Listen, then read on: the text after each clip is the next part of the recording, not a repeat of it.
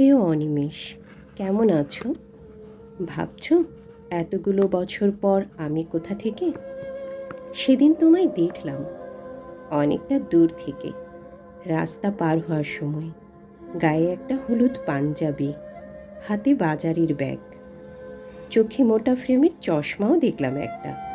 বেশ সাংসারিক লাগছিল তোমায়। তবু চিনতে এতটুকু সময় লাগলো না। শুধু বয়সের ছাপে একটু মুড়িয়ে গেছো, কিন্তু গালে সেই খোঁচা খোঁচা দাড়ি, ঠোঁটের পাশে ছোট কালো তিল, সেই নেশা লাগানো ঘোলাটে চোখ, সবটা এক আছে। কেবল চুলে পাক ধরেছে খানিকটা। অনেক তোমার মনে পড়ে তুমি যখন বলতে চুলদাড়ি না কেটে তুমি রবীন্দ্রনাথ হবে। আমি কি রেগে যেতাম সেটা শুনে।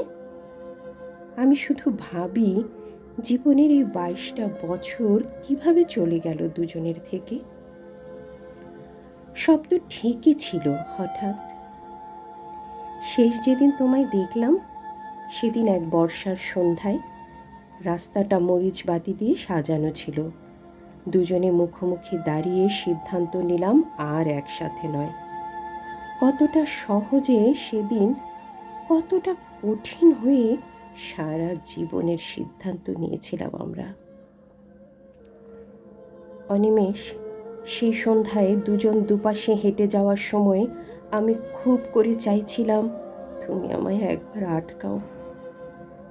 কিছুটা যাওয়ার পর পিছু ফিরে দেখলাম, তখন নিয়ন বাতির আলোয় তুমি হেঁটে যাচ্ছ, ধীরে ধীরে মিলিয়ে যাচ্ছ দূরে কেমন।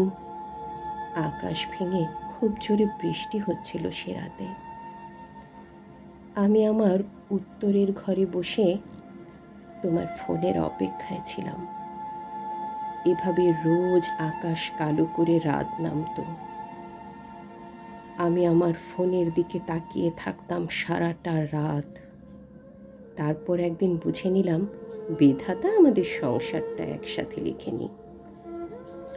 অনি, আমি 1000বার টের পেয়েছি দূরত্ব বাড়ানো সহজ, বিচ্ছেদ সহজ, জটিল ছিল শুধু তোমার শূন্যতাটা একেবারে মুছে ফেলা।